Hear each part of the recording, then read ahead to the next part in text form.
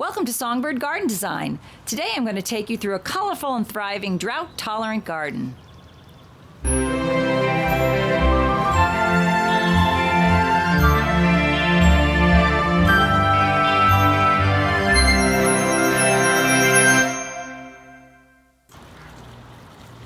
Welcome to the Sojka Family Park. This garden was designed and installed almost 3 years ago, and I'm so happy and grateful that I'm able to share it with you. We start right at the beginning of the trail with this lovely old water pump that was converted to a recycling fountain. The fountain is surrounded by the vibrant Anigozanthus or kangaroo paws, the beautiful dietes, which are blooming now, the white flowers, and the euphorbia in the foreground. Euphorbia comes in many species, sizes, and colors, many which are very drought tolerant, and I highly recommend them. For the Palo Verde tree, takes center stage right now. It is the Parkinsonia Desert Museum. It's just stunning in full bloom, and the green bark gives it interest in the garden all year round. Oh, and let's not forget Bessie. She's watching over that star jasmine right at the front porch. I'm going to change the angle now and bring you through the front driveway gates as we make our way through this beautiful native ground cover, the coyote bush, followed by some variegated society garlic, not in bloom yet, and some lovely Cleveland sage, another native, right behind the bench and lamppost. And thrown in a couple of daylilies, some beautiful gold rush lantana. The decomposed granite path really encompasses and flows through the whole property and takes you to different sections with various themes.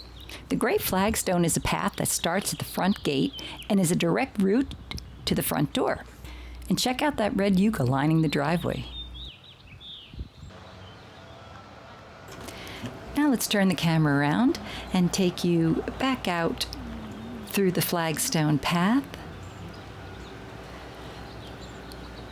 Again, the variegated society garlic and the coyote bush. The path leads to a walking bridge that goes over a storm water riverbed.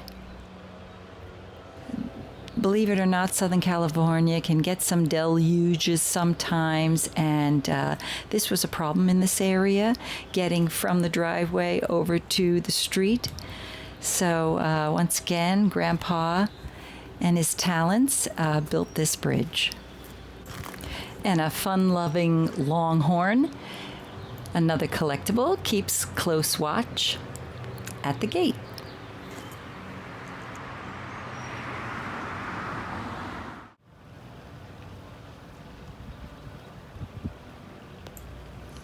As we circle our way back to the front porch, you'll see some more red yucca or Hesperello parviflora planted near the Palo Verde tree. And Nandina Gulfstream grouped to the left.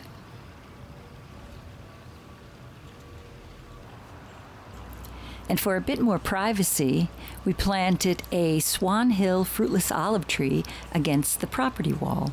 One of my absolute favorites. Attention to detail can really make the difference in a garden.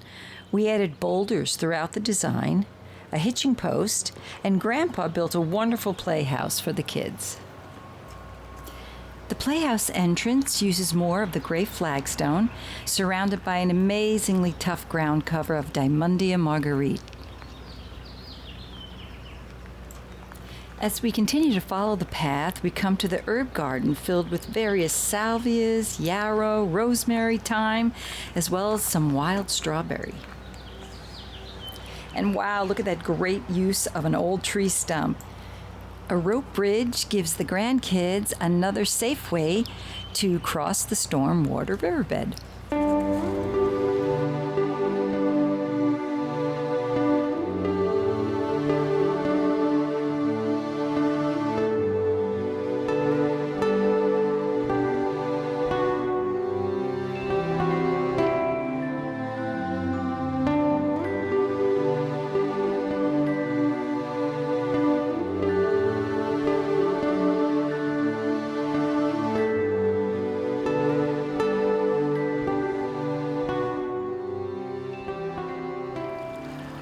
Thanks for joining me on the Sajka Family Trail, a Southern California drought-tolerant garden.